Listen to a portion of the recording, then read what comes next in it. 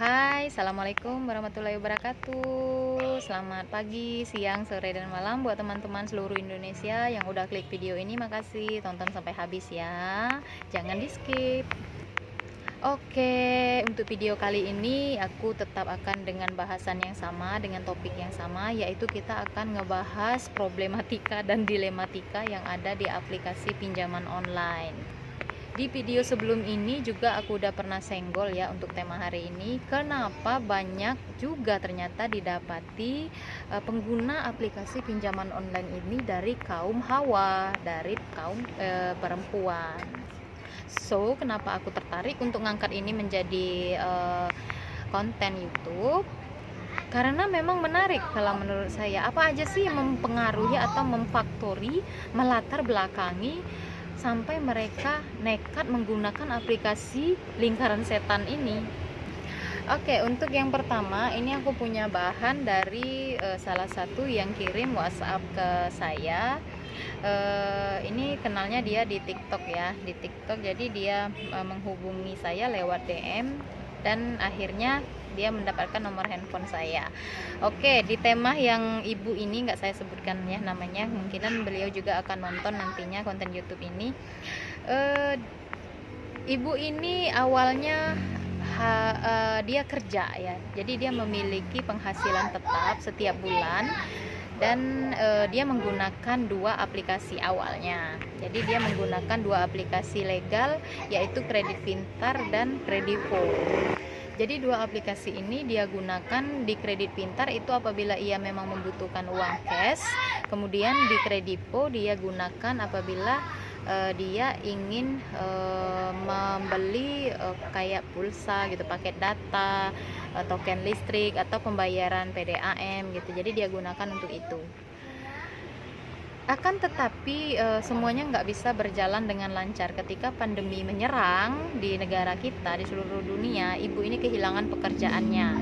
Kebetulan memang dia single parent, dia punya anak 3 dan anak 3 ini masih sekolah semua. Dan di saat dia kehilangan pekerjaannya, otomatis yang biasanya bisa membayar tagihan tepat waktu akhirnya menjadi terhambat oleh ibu ini. Dia pun akhirnya menutupi pinjamannya di dua aplikasi ini tadi dengan membuka pinjaman di dua aplikasi kembali, yaitu Aku Laku dan Ada Kami. Jadi dia meminjam di Aku Laku untuk membayar tagihan Kredivonya gitu.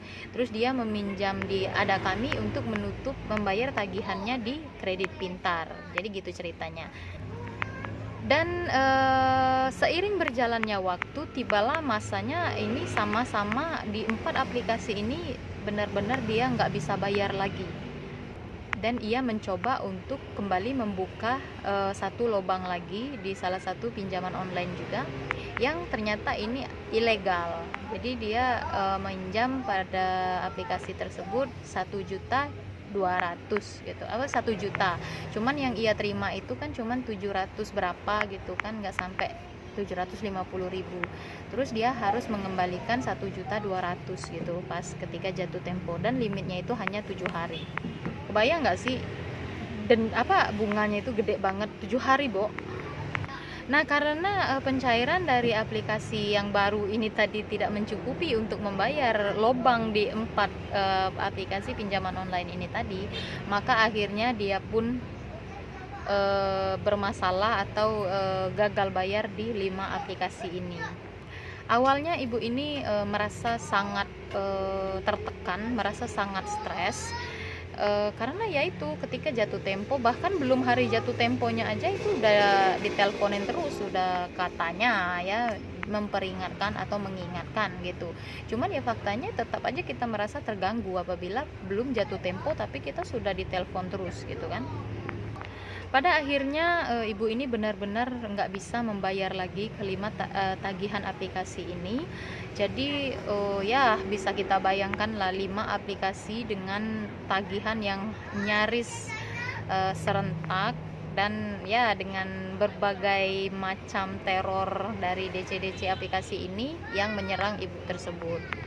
Sempat drop, dia sakit mikirin ini, terus juga dia juga datanya udah kesebar karena memang dia minjam di aplikasi yang terakhir ini adalah aplikasi yang ilegal, dan ancaman dari aplikasi ilegal ya seperti itu, kita terlambat H+1 aja data kita udah disebar, kita udah dipermalukan, apalagi H+2 H+3 kita udah dikata-katain yang enggak yang enggak sopan, yang seluruh sumpah serapah itu udah keluar, kata-kata kotor itu udah keluar kalau di aplikasi yang ilegal ya.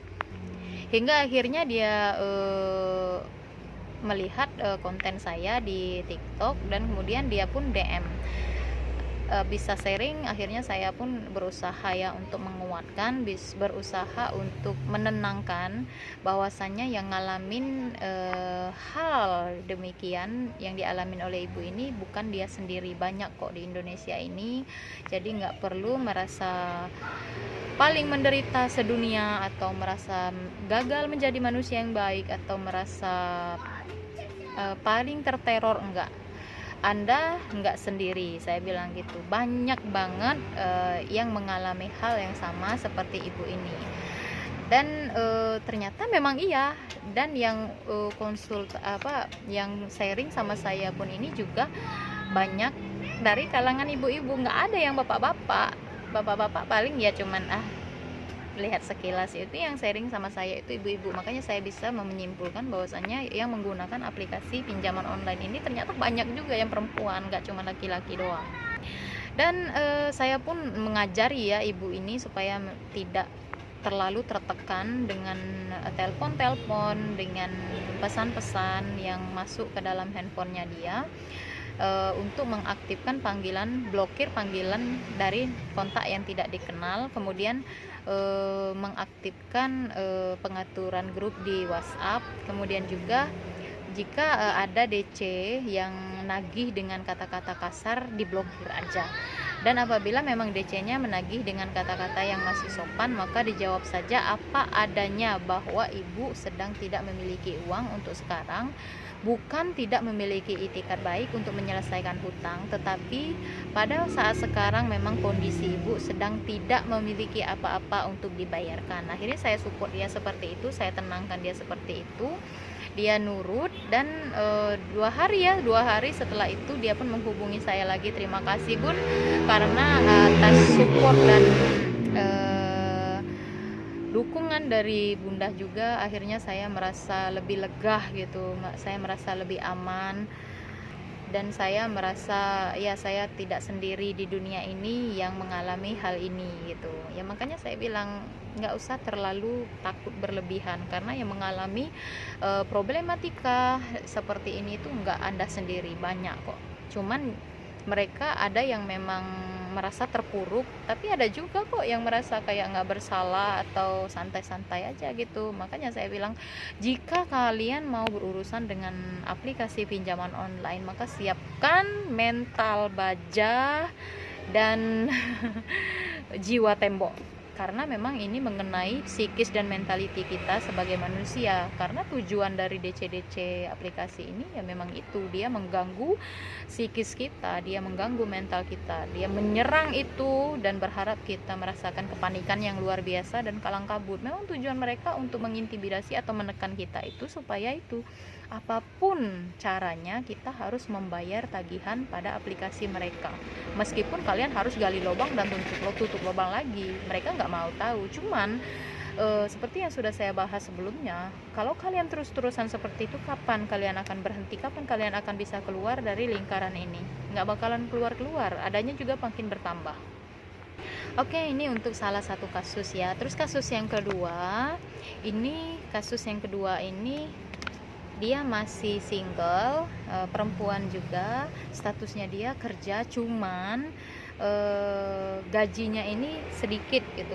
Anggaplah ya, kita simpulkan gajinya nggak mencukupi kebutuhan dia, sementara dia juga banyak tagihan cicilan gitu, entah cicilan barang lah kalau menurut ceritanya dia gitu. Terus ya ketika dia memang pada waktu itu lagi tidak punya uang, jadi dia coba-coba mengajukan diri untuk membuka pinjaman di aplikasi online, dan kebetulan juga ada temannya dia juga yang sudah menggunakan aplikasi pinjaman online ini.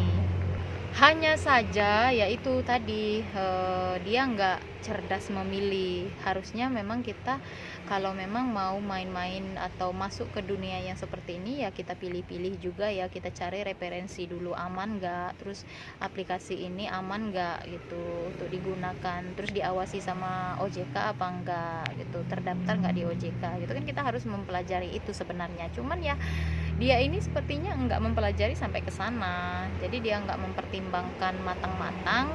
Taunya dia ya kalau bisa ada tempat minjam dia mau pinjam gitu, daripada dia pun ini ya saya tambahin lagi, dia pun sebenarnya memutuskan untuk meminjam ke aplikasi pinjaman online ini karena memang dia nggak mau berurusan pinjaman kepada kerabat, teman ataupun saudara. Karena dia ini berpendapat atau punya pemikiran sendiri gitu, bahwasanya kalau dia pinjam ke teman, ke kerabat, ke saudara atau ke keluarga, pada saat dia belum punya uang terus bertemu sama mereka, dia akan sangat malu karena dinilai kita belum bayar hutang. Sementara apabila dia memutuskan untuk pinjam di aplikasi online, dia nggak merasa merugikan siapa-siapa gitu apabila memang dia suatu saat gagal bayar atau memang ibaratnya tuh udah nggak mampu bayar lagi gitu. So pertimbangannya sih di situ gitu, dan akhirnya dia pun terjebak di 7 apa 8 gitu, 8 aplikasi dan semuanya itu ilegal. Dan ya kebayang ya, aplikasi ilegal ini jangankan 7 atau 8, satu aja itu udah ngena mental, apalagi sebanyak itu. Jadi sempat dia merasa sangat terteror, sangat